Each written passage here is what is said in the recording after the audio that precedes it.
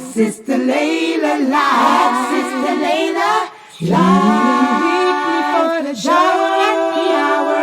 Ask Sister Laila live. Sister Laila. Invite your friends and family. Get cozy. Ask Sister Laila.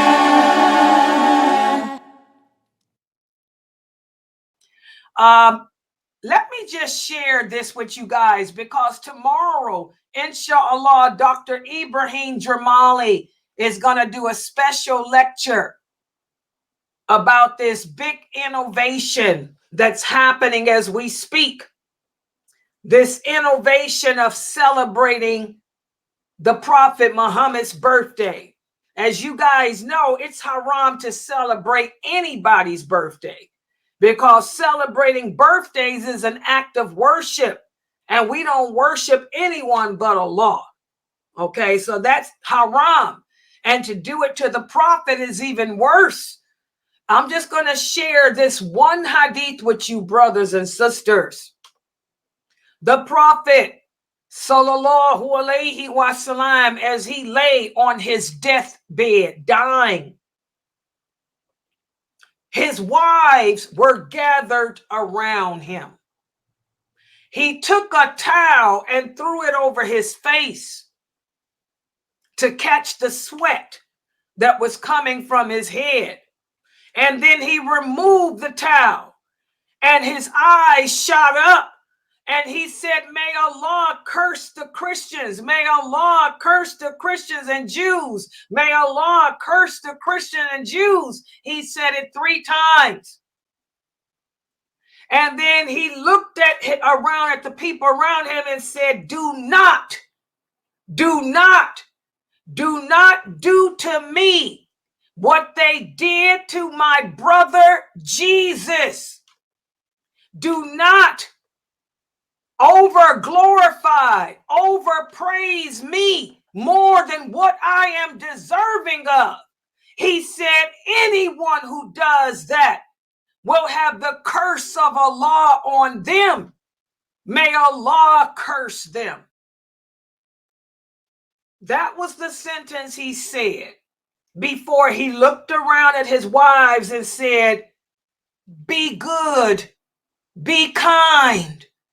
Be kind to Sophia, and he died.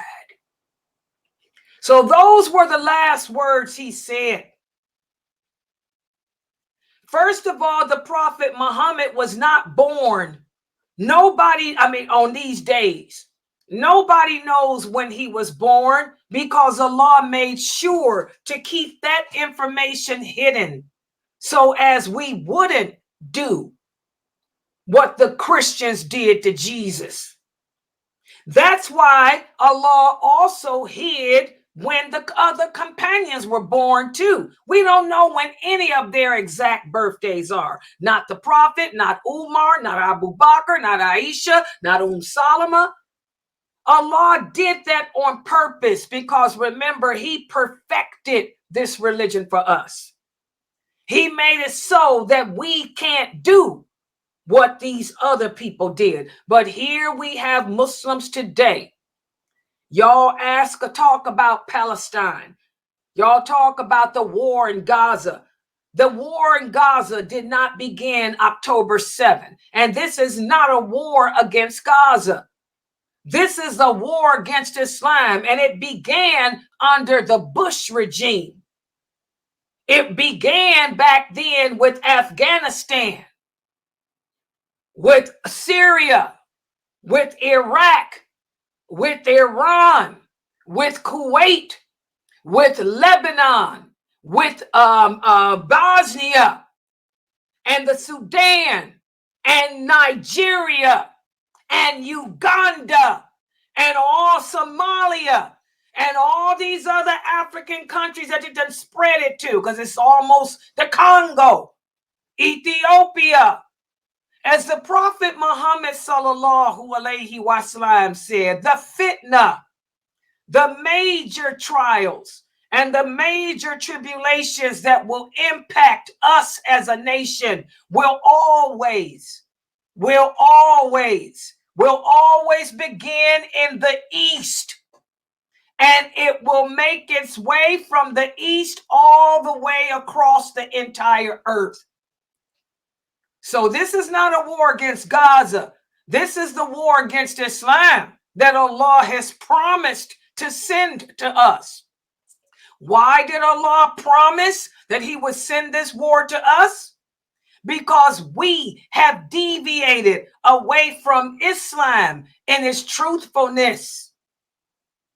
The traditional Islam has become strange. The traditional Islam has become abandoned. The Sunnah has become abandoned.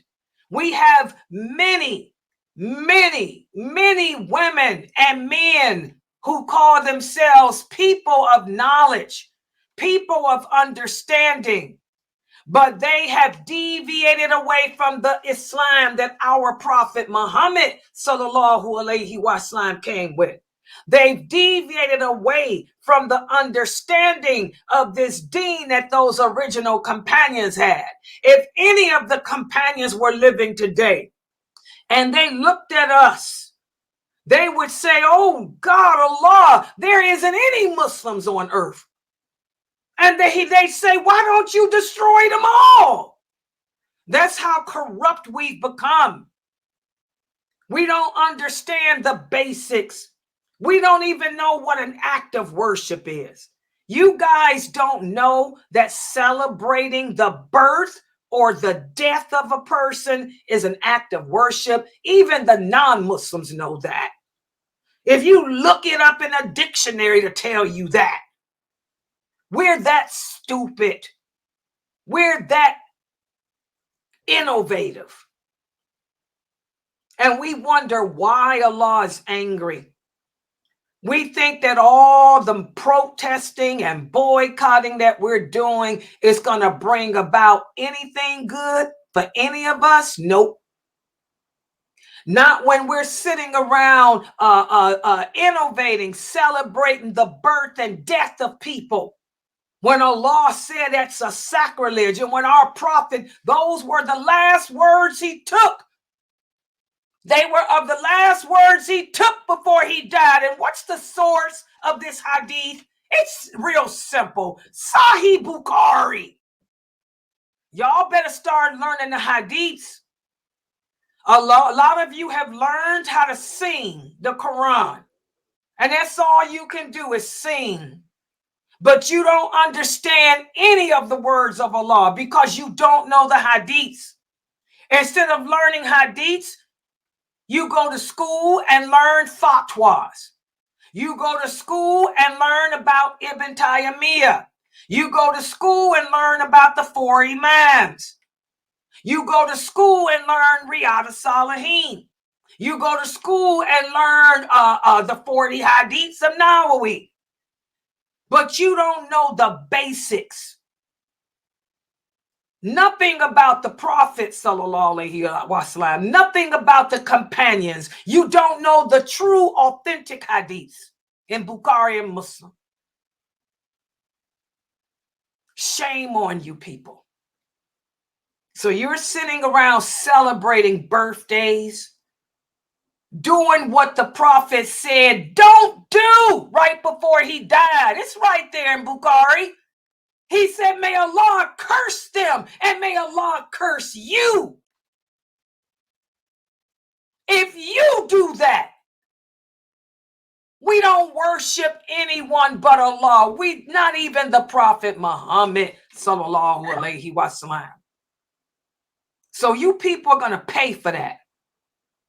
And of course, you think it's not a big deal because you're eating your cake, you're eating your ice cream, you're holding parties, you're doing belly dancing, you got musical instruments playing as you dance and party and drink your whatever you drinking, Bebsy.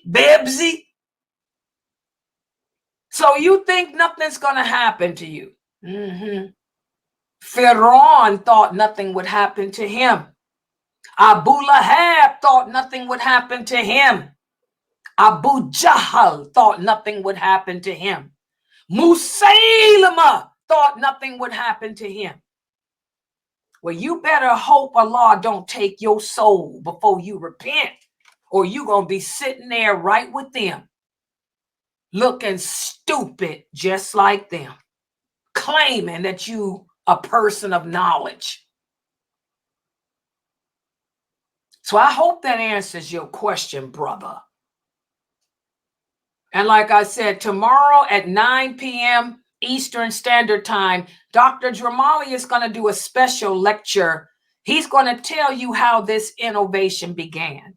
This innovation began after the companions had died out. Oh, yeah.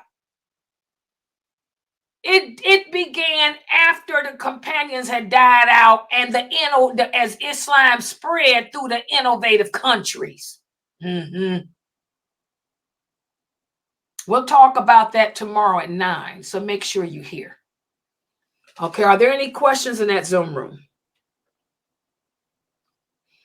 Yeah, you have some questions. The first question is, does a new convert have a time frame in which for them to perform their obligations? Okay, we just talked about this the other day, and I answered that, but I got so many new converts. I welcome that question again, because in case the new converts weren't here to hear my answer. Again, anytime a person speaks to you about this religion and tell you things like certain times, certain place, a certain way, a certain day, they have to give the evidence to support it, because this is what separates the Muslims from the Christians and Jews. We are a people of evidence. We don't speak from our desires. Allah perfected this religion for us and gave us the rules, the laws, the conditions that we have to abide by as people, as Muslims. Once a person declares La ilaha illallah, Muhammadur Rasulullah, though that statement brings you into Islam.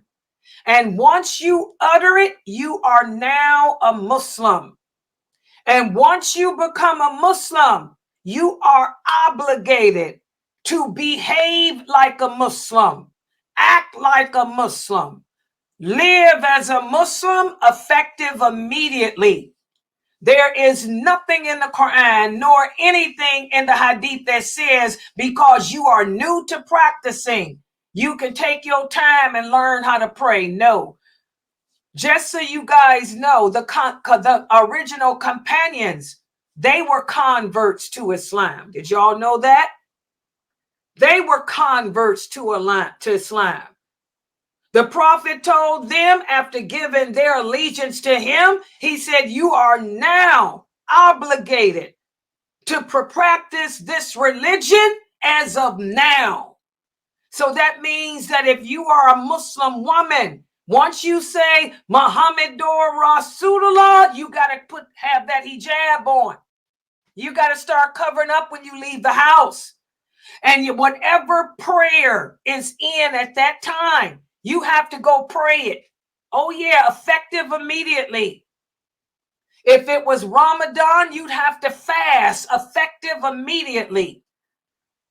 You have to stop drinking, stop smoking, stop lying, stop cheating, stop fornicating, effective immediately. When the Prophet Muhammad sallallahu alaihi wasallam said that when a person comes into Islam, he's forgiven for all his sins, there he also stated after that another sentence. He said, as long as that person practices Islam. So if you converted to Islam and you're not fulfilling your obligations to Allah, you're not forgiven for your past sins, because you haven't made that commitment to Allah. Remember, faith is in the heart, but as our prophet taught us, is followed by actions. Anybody can lie and say that they believe in Allah. But if you really believe in Allah, as the prophet said, it would show through your actions. You will start obeying him immediately.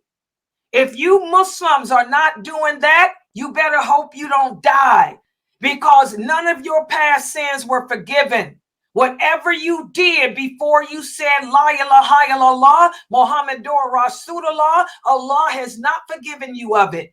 Not only will you die in a state of apostasy, but you'll also die and be held accountable for every filthy thing you did in your life. So I want you new shahadas to think about that. And that's what these people who give you shahada should have been telling you. So there is no such thing as a grace period. Allah doesn't give graces except in the hereafter. There's no grace period here in this world. Effective immediately. Do you understand? So you need to find out what prayer is in and go make your salats. And until you learn the Fatiha, you say Subhanallah, Alhamdulillah, La ilaha illallah in every position. You got to cover that naked body up. You better go find you a sheet, tear you a sheet in half, and wear it on your head and over your body. You should have been prepared. How can you convert to Islam and not be prepared? That makes a person question whether or not their sincerity was there. If you were sincere about being a Muslim, what do you need a waiting period for? Are you a hypocrite? And only you can answer that question, because only you know what's in that heart. Were you sincere, or were you playing around? If you were playing around, you better hope Allah don't send a lightning down on you, because I'm pretty sure Allah is angry today. When Allah looks and sees how Islam has become distorted and strange, all these people innovating, Allah is pretty angry right now. I wouldn't want to be on the receiving end of his anger. And Allah knows best. Yeah, next question. The next question is, if my sister, who is a minor, is interested in Islam, but my parents are against it, should I still try to talk to her about Islam without my parents' knowledge? Yes. Yes. Yes. Allah says in the Quran, save your soul and your family from the hellfire. Yes, you try to talk to her about it and show her through your actions and behavior. And also give dawah to your family too, through your actions and behavior. Let them see how Islam has changed your life for the better. Let them see how you become a better person, a better human being, since you have embraced this new way of life. You never stop giving dawah to your family, and always make dua for them as well. And Allah knows best. Next question is, I know that good dreams come from Allah and the bad dreams could come from our personal jinn. What if you have a dream that is neither good or bad? Where do those dreams come from? They don't come from nothing. That's why the prophet said to the companion, stop worrying about dreams. Stop thinking about dreams. He said, if you have a good dream, just simply enjoy it, because it came from Allah. If you have a bad dream, just say, A'udhu billahi minash shaitanir rajim, and don't tell it to nobody. If you don't remember your dreams, don't worry about it. If you don't know what the dream was about, who cares? It's nothing. What you don't know can't ever harm you. That's what the prophet said. So again, this is another one of the signs of the last hour. The prophet said not only will Islam become strange and distorted, but the people who call themselves Muslims, we will revert back to how we used to be before Islam.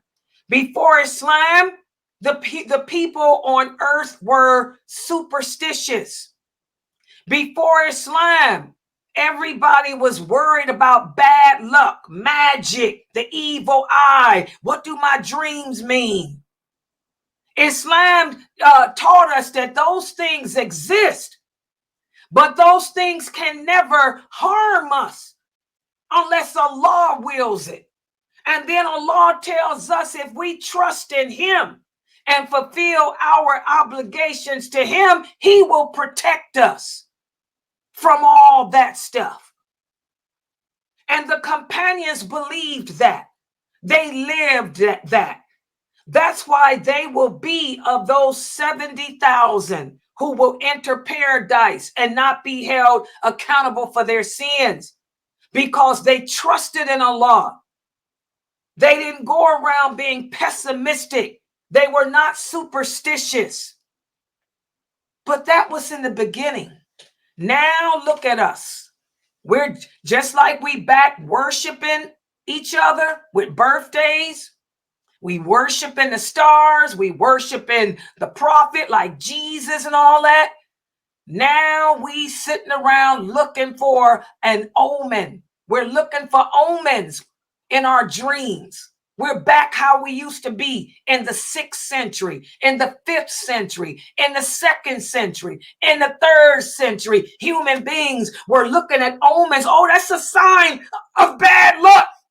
Oh my God, can you tell me my fortune? We don't trust in Allah anymore. So I'm telling all of you, forget about your dreams. Dreams don't mean nothing. Like the Prophet Muhammad said, Allah is not going to send no revelations to any of you because he was the last prophet. There will be no more revelations sent by Allah to any human being on this earth after him. And that includes you. So he said, if you have a good dream, they come from Allah. Allah will send you a good dream to take your mind off your problems. There's no omen there. He's not trying to tell you anything. The prophet said the good dreams come. They're fantastical dreams. It's Allah's way of taking our mind off of the problems we have. So the prophet said, enjoy it. That was your escape from your problems.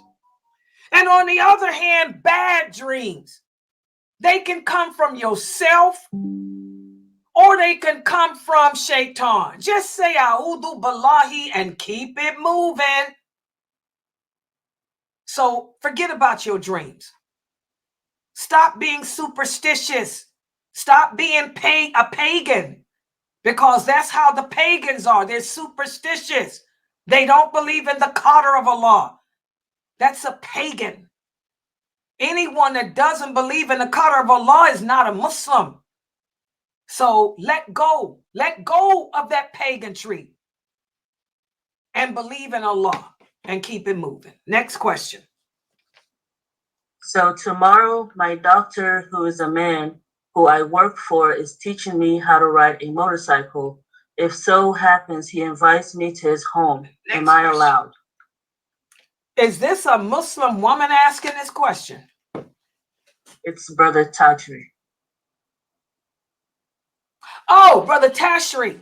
Tashri? There's nothing wrong with that. Long as it's a man. Long as he ain't LGBTQ. As long as he ain't LGBTQ trying to get you in a bad situation. As long as there's no alcohol, drugs involved. As long as there's no prostitution. As long as there's no women, then there's nothing wrong with it. And Allah knows best. Make sure he ain't LGBTQ. Ain't nobody got time to be tapped. Some of us do, though. That wasn't nice. Okay. I'm sorry. I tried to make a joke and it came out bad. I'm sorry, y'all. That was a bad joke. But I got to be real. That's the day that we live in. It's funny, but it's true. We're living in the LGBTQ age. Our children are being molested. Our boys our young sons are being molested in Muslim schools. So we have to be careful. You don't want nobody tapping you. So just make sure it ain't no tap doctor. All right. And I mean any of the laws, period. Any of them. Yeah, I'm looking at my phone for questions too, guys. Y'all could go ahead. Any more in there? Yeah. Yeah. The next question is thanking Allah for the birth of my children on their date of birth still considered celebrating their birthdays? Yes. Y'all got to get over this worship, man. Why y'all worship people, your kids? That's why your kids got issues. We don't do that. Where did the Prophet Muhammad say that because we had a child, we're supposed to thank Allah on their birthday? You sound like some Kafir Christian. Y'all got to let go of that dunya. Let go of that paganry. You should thank Allah every day for your blessings. The Prophet sallallahu alaihi wasallam said, thank Allah every day for your blessings. The fact that you got children, that's a blessing. You should be thanking Allah for them every day. Why would you do it on a specific day?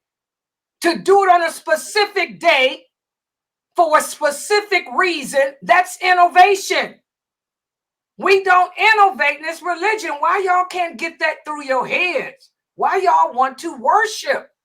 Y'all willing to worship anything except Allah. Y'all got a problem with him, but you ain't got a problem worshiping yourself or anything else. That's the human soul. The human soul is criminal by nature. The human soul is attracted to everything that's bad for it. It wants to do everything that's haram. The things that's good, the soul doesn't like. You don't like praying 5 times a day. You don't like getting up in the middle of the night doing tahajjud, but you like to celebrate your child's birthday. Are you crazy? This is one of the reasons why we have a high apostasy rate. Allah, let me tell y'all about our Lord. Allah is jealous. Ain't no one worthy of qualified to be more jealous than Allah. Allah does not like when we associate partners with him. Did y'all know that? That's how jealous Allah is. Allah is so jealous that when you love something more than him, to the point where you will disobey him, he'll take it away from you. Why do y'all think our children are apostating? That's Allah's way of paying us back for worshiping them. Why is it that our children are getting gunned down in cold blood? Why is it? Allah works for many different reasons. Whenever we disobey him for something else, Allah will take that thing that we find dearer than him away from us. Do you women want your children to grow up and be in Nicki Minaj?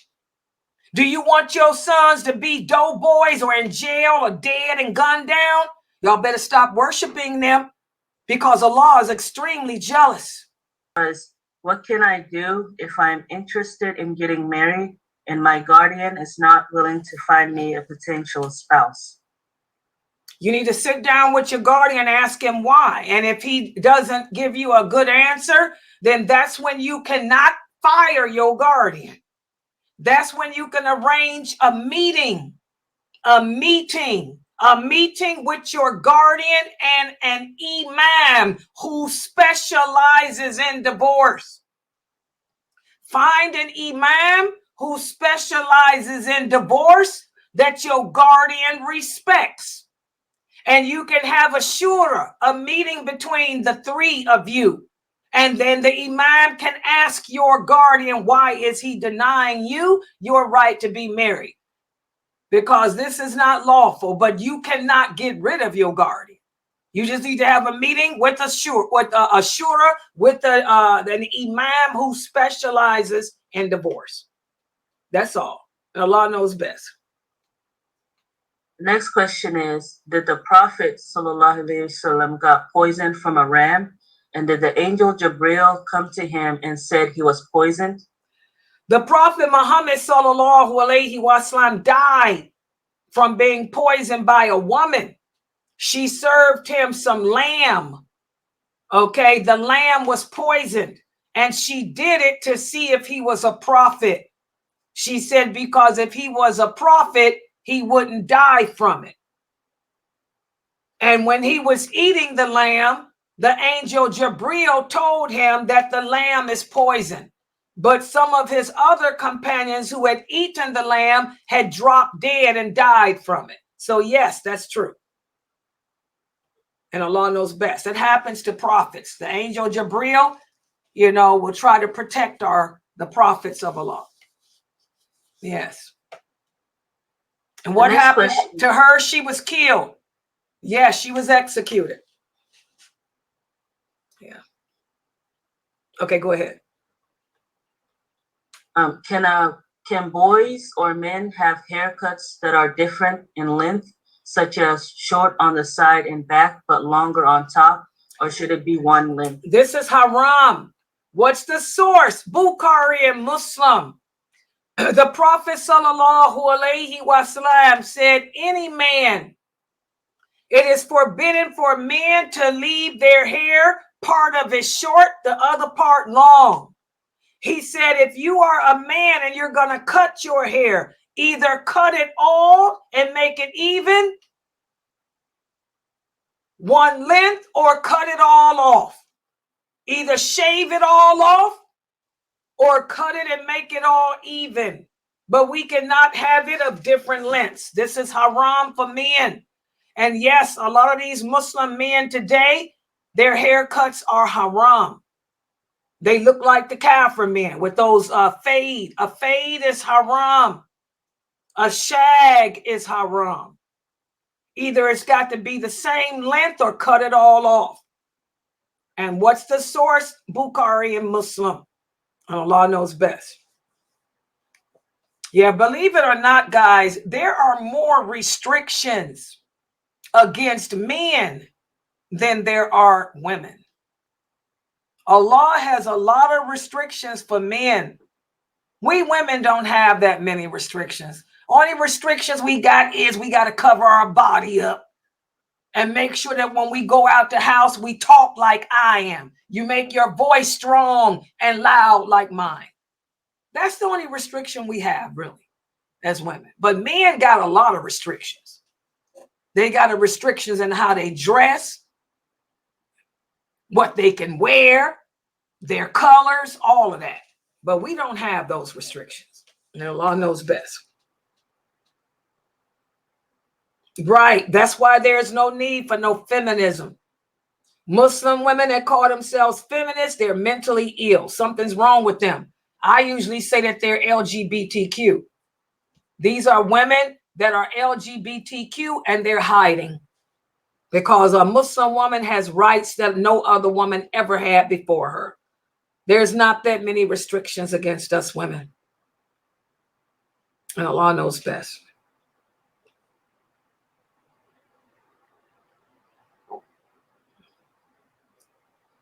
Yes. Okay. The sister here is asking, why is it that the women don't know that? You just hit it on the head. The women are not learning. We have to learn our rights as women, learn our roles as women.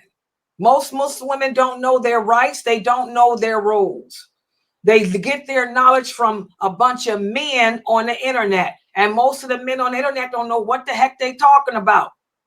Because none of them scholars. I keep telling y'all that these brothers ain't scholars. So they're telling y'all all this dumb stuff. A woman can do whatever she wants to her hair, except wear dreadlocks. Dreadlocks is haram for everybody because dreadlocks is the imitation of the jinn. What's the source? Bukhari and Muslim. The Prophet sallallahu alaihi wasallam said the jinn walk around with their hair in knots and they don't comb it. They don't wash it. They don't comb through it. He said anyone who has hair has to be able to comb through it You can't comb through a dreadlock. And I don't care what they call it. You can call it sister lock. You can call it brother lock. You can call it mommy daddy lock. It's still a lock, and it's haram. And also a woman cannot shave her hair bald. We can't do that. But other than that, you can wear your hair however you want. We can cut our hair. We can wear different styles, different lengths. You can put a perm in it. You can relax it. All of that stuff is lawful in Islam. Like I said, most women don't know their rights because we've been learning from men who don't know. Man, you learn from a man, he's just going to tell you what you want to hear. If you go to a man and ask him how to be a woman, he's going to tell you how to be his woman. Can't no man teach you how to be a woman, because ain't no Prophet Muhammad sallallahu alaihi wasallam. The Prophet Muhammad was different, but he's gone. That's it. Now you're going to get watered down Islam. You're going to get a bunch of brothers telling you how to be their version of a woman when they don't know anything about the mothers of the believers, because they don't know the companions. They know nothing about them. They don't know the hadiths. Nothing. So you sisters are going to have to stop taking your knowledge from men and take it from women who know their deen, like Laila. And by the way, this is how they did Aisha too. Instead of the women coming to Aisha, they kept running to Ibn Masud. And then when she told them, y'all keep running to Ibn Masud, asking him questions that only I can answer for you. How can Ibn Masud tell you how to be a woman? He ain't a woman. Plus, he didn't live with the prophet. I did. But instead of y'all coming to me, she said, your jealousy. Because women are so jealous of other women, you rather sit there and let some man tell you his version of how he would like a woman to be, instead of asking a woman who knows, because you can't get past the jealousy of another woman knowing better than you. That's just how we are as women. That's part of being a female, unfortunately. And Allah knows best. But yes, you can cut your hair however you want, sister. Just if you're going to cut it short, make sure you don't look like a man. Aisha, may Allah be pleased with her, when her hair fell out because the people slandered her, she cut her hair to the short as her ear to even it out, because her hair started falling out. It was uneven. So she cut it to even it out, and it was as short as to her ear. So just make sure you don't look like a man. But yes, and don't shave your head bald either. And Allah knows best.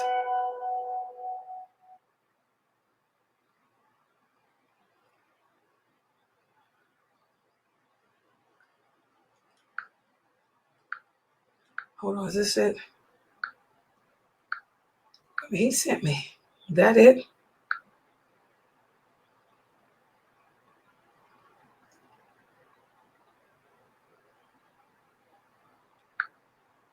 The scholars we have in our time, all of them, Oh, okay. Yeah, he sent it. Okay. All right. Yeah. Any other questions? Was Jesus' hair long? Okay. We have a hadith from the Prophet sallallahu alaihi wasallam. What's the source? Bukhari and Muslim. He talked about how when he went on his night journey, he got to see and meet some of the prophets.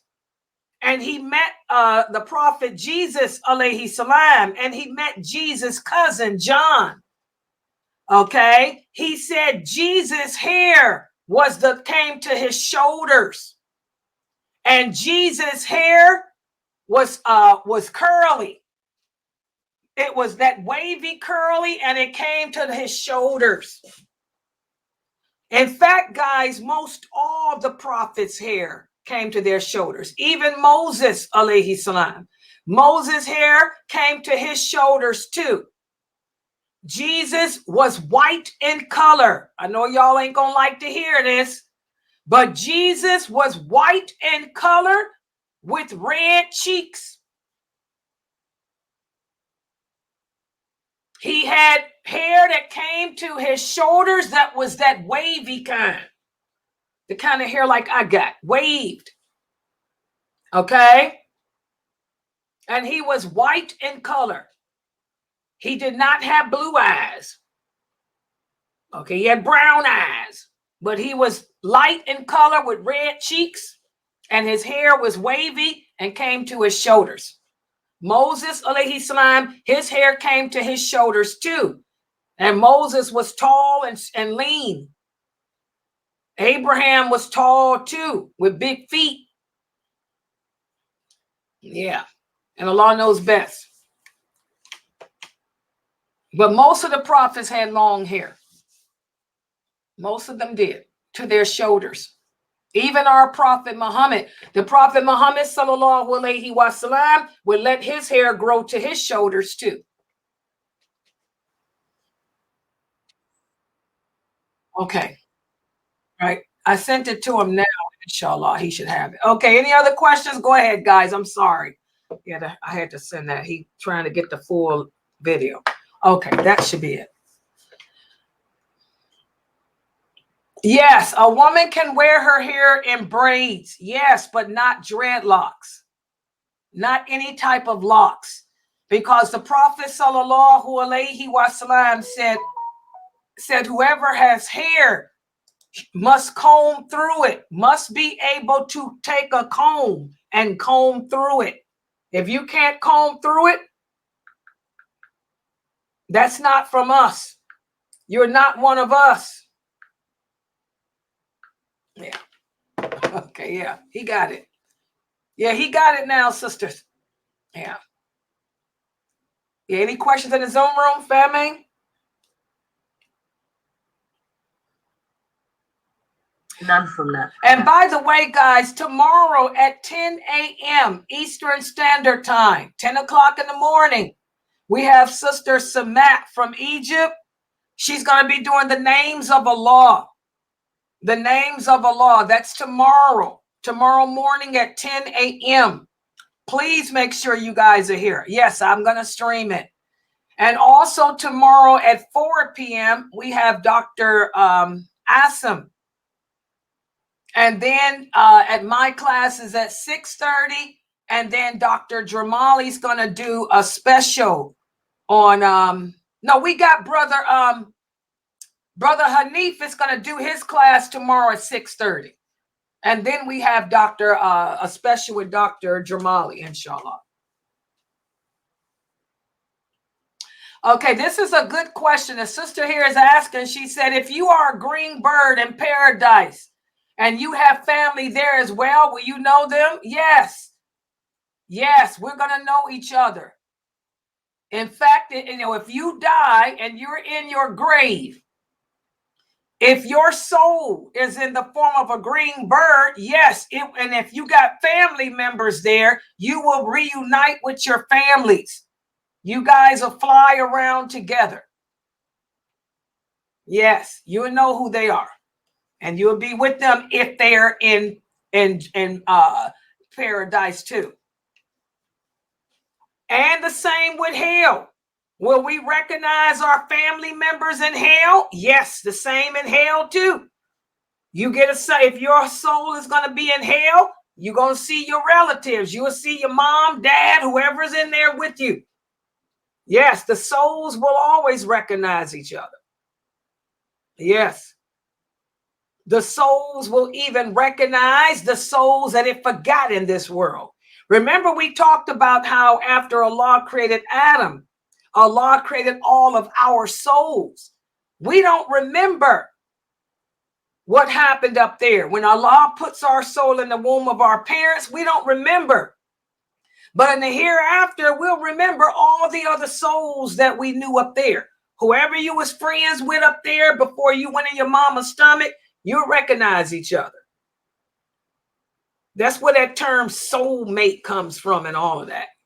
Yeah, we don't remember the souls in this world. Sometimes we have deja vu. You might run into somebody and say, it's deja vu. Could you be the... Y'all remember that? Dionne Warwick, deja vu. We get deja vu sometimes. That's your soul remembering. You're connected to this person. It's like, I don't know what it is. It's like I've known that person all my life. Maybe y'all were friends before Allah put you in the wombs of your mothers. You might have been friends up there and the soul's connected again. So yes, we're going to remember the fact, each other, in the hereafter. We'll remember each other. Yes. And Allah knows best.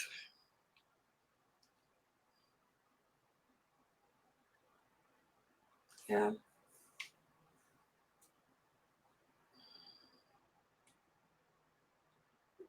Yeah, go ahead.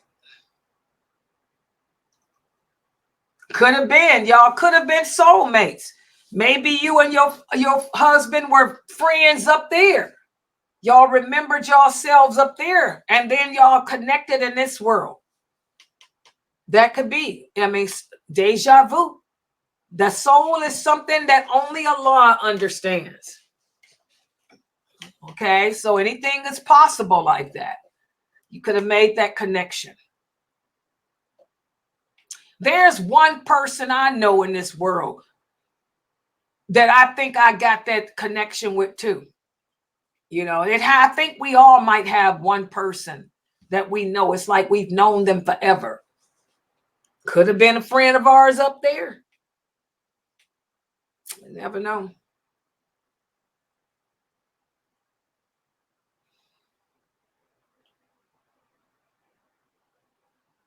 Yeah. Okay, the sister here is asking, why is it that people are big on this innovation? It's just the sign of the times. The Prophet Muhammad said that we're going to be just like the Kafir. We're going to imitate them in everything. Faith is weak. True faith is rare. The Prophet ﷺ said, you will search throughout the entire earth and only find a handful of believers. Most Muslims will be hypocrites. You'll just find a handful of believers. That's just one of the signs. People don't love Allah as they should. We don't fear Allah as we should. We don't believe in him as we should. Islam will become like it was in the beginning. Before Islam, the people lost faith in Allah. Why? Because Christianity had let them down. Judaism had let them down. So people stopped believing in Allah. People were back worshiping trees and birds and animals and stuff like that. Islam brought light back into the world. And this was during the dark ages of history. That's why it's called the dark ages. There was no hope. Islam brought hope back. Okay, the belief in Allah was regenerated. But like the Prophet said, just as Islam began strange, so it shall end strange. The later generations will be just like the people were back then. Hypocrites, not believing in Allah, superstitious, pessimistic, getting their fortunes read, looking for a dream to answer their questions. I mean, it's just, we're the same. We just reverted back. Yeah. Just ask Allah to keep you on the straight path. Ask Allah to keep your faith strong and embedded in you. And ask Allah to keep you, amongst the believers on the straight path. I mean, that's all we can do. It's scary. I know, because it's scary. And I look around, I'm like, what is going on? It's scary.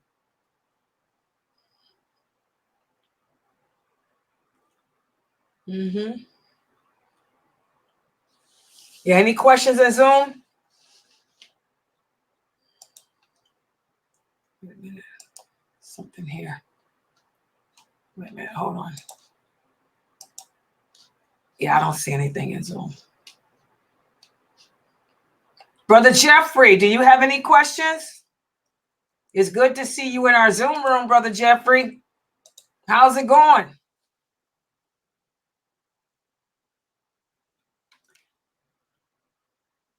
Yeah. And unfortunately, sister, they doing it here too. They worshiping the dead here in America too. Like I said, we're worshiping anything. We're worshiping the dead. We're worshiping our children. We're worshiping animals. You know, I was watching, I was flipping. I was writing in my book last night because I couldn't sleep. And I had on the TV because I like to keep something on because, you know, y'all know I'm scared of the dark. Yeah, I'm scared of the dark. So I got to have something on to hear. So I had the TV on while I was writing in my book. And then they had this stupid show on called Selling Sunset. And they was at a funeral for a dog. I'm like, what the heck? These people paid $1 million for a funeral for their dog that had died. I mean, they had the minister there to read from the Bible. They had food. They had a coffin for him. The dog was in a big white gold coffin. I'm like, these people, and the people were there giving condolences. People were crying, drinking champagne. I'm like, you spending $1 million on a funeral for a dog. And they had open casket. It was open casket. So everybody could take their last look at little Poochie. I'm like, and Poochie had his fur was groomed. Poochie had bows in his hair. I guess it was a girl, bows in her ears, looking like this. I'm like, what the heck? The sign of the times. We're crazy. That's just the world we live in today. Yeah, we worship our animals, our kids, money. It's just sad. Well, at least I found out, guys, why those rap stars refer to themselves as being God. They belong to this, what's it called again, Geechee? The 5%ers. I didn't know that's a group. They're a branch off of Elijah Muhammad or something. They're a branch off of the Nation of Islam. They call themselves 5%ers, and they think that they're God. So when y'all talk, all these rap singers that they say are Muslim, most of them are not Muslim. They're 5%ers who claim to be Muslim, but they don't believe La ilaha illallah Muhammadur Rasulullah. They're a branch off of the Elijah Muhammad. I just learned that. I was watching it on TV. They had a special. Busta Rhyme, he is not a Muslim. He's a 5%er. I was watching that special on TV. I said, oh my God, look at them. Ice Cube is Muslim, but a lot of them other ones are not Muslim. They're 5%ers. And I had never heard of them. So you got these Dawah brothers. These Dawah brothers interviewing Busta Rhyme and all these famous celebrities that claim to be Muslim. Well, they are not real Muslims. They do not believe La ilaha illallah Muhammadur Rasulullah. They think that they are God. That's sad.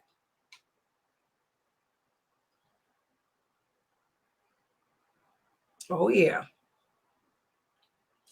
Okay, guys. Sister Laila, I have a question. Yeah, go ahead. Go ahead. Okay, so the sister said that her husband is a convert and her husband had got a divorce.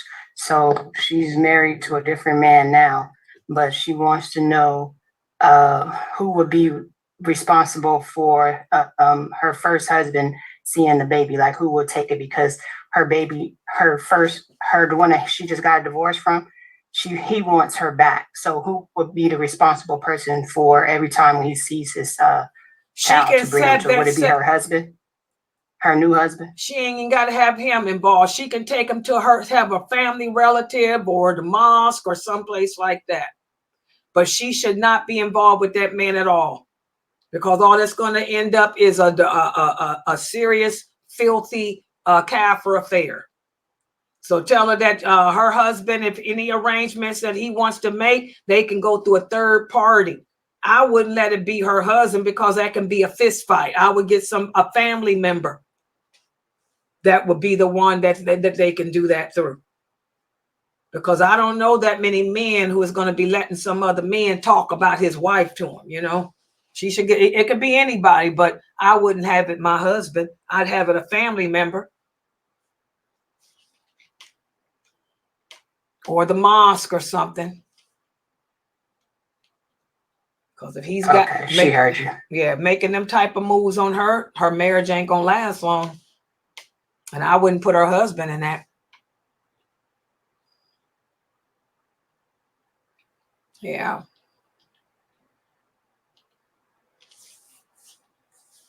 Yeah, any other questions? She said that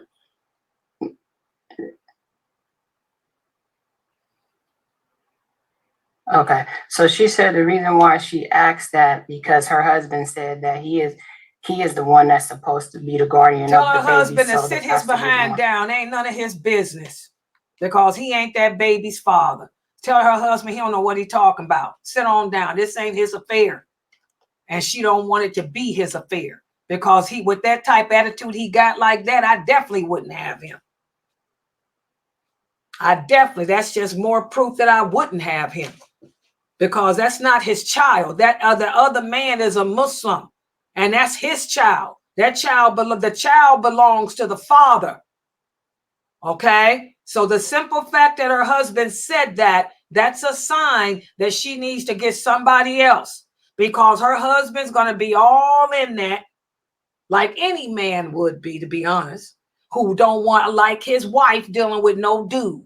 So tell her she would do better getting a family member or someone neutral from like the imam or the mosque or somebody else. Because her husband with that type of attitude, that ain't going to be a nice situation. Because he ain't the guardian over nothing.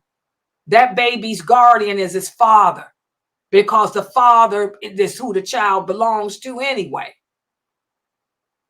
And that's a whole different topic. So unless her husband want to start some BS, tell him to sit on down and stay out of it. And you get a family. She needs to get a family member to handle that stuff. And Allah knows best. He ain't no guardian over him. That child ain't no orphan. The child's father is living. So the child ain't no orphan. So what makes him think he a guardian? That don't even make sense. She want to lose a child. Okay, she said that and the reason why she states that is because he is her new husband. Well, that's all he is. He's her husband. But he is not her child's father. He is her husband. That's it. But he is not her child's father. The father, the child belongs to the daddy. And just because you divorce the daddy don't mean that you can replace him with another man as a father. No, you can't. Or you're going to end up with a situation like Umar did, where that man will come and take that baby from her. And technically, Islamically, he can do that because the child belongs to the father.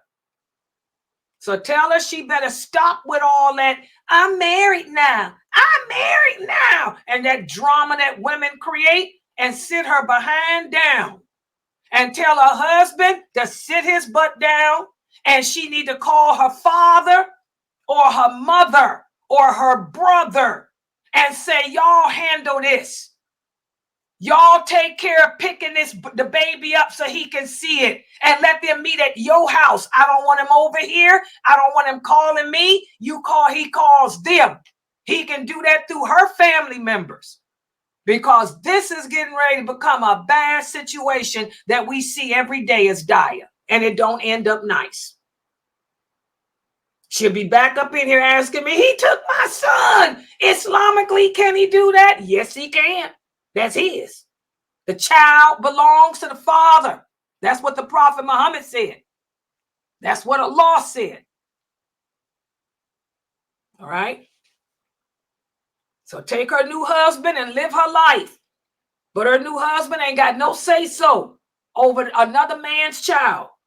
Know his place. Y'all should have talked about that before y'all got married. And by the way, sisters, This is what I mean. We need to learn the rules of marriage before we get married. We need to learn what role does my new husband play with my child. If its father is living, he don't play no role with him. Anything that he does for your child is a charity for him. But it's the father's responsibility to provide and maintain and educate that child. Okay? That's the father's job, not your husband's. Your husband want a job, make a baby with him. And he can be, that would be his guardianship. But he's not a guardian over that child. That child's father's alive. And you're going to lose it if you start that dumb stuff, that African-American dumb stuff. That's what it's called, the African-American dumb stuff, where we use the children. We put our kids in the middle. Can't do that. Yep. The sister's here saying, yep. Yeah, you've been through it. The sister here said, I've been through that. She said, you better listen to Laila. She said, because I lost both my kids. The father took them. Mm-hmm. You know, there's a hadith about that too. If a woman remarries, he can take the kids. Oh yeah, there's a hadith about that. You don't want to go down that road, sister. Tell your husband to sit down and stay out of your concerns with that father or that baby. How old is the baby anyway, Mina? How old is the baby? She said he's 3. Oh yeah, he needs it. It's a boy too. Yeah, it's a boy. You better sit down because the sons belong to the daddy. Can't no man raise another man's son. You better sit down, girlfriend, and tell your husband to mind his business. His business is you, not your son. That's his father's business. Because Islamically, he can come and take that boy. Because it's his job to raise his son to be a man. Oh, yeah.